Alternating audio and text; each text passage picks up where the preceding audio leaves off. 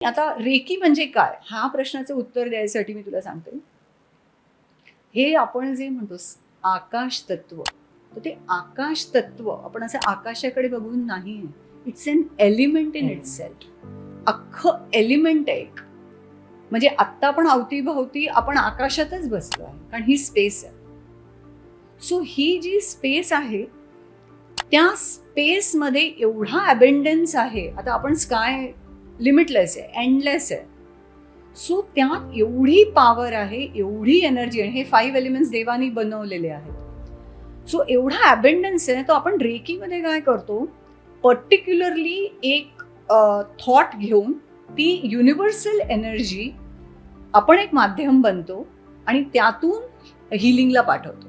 So आपण as such काही करत, healer as such direct involve नसतं, but we are the objects to direct the healing energy towards the uh person who requires.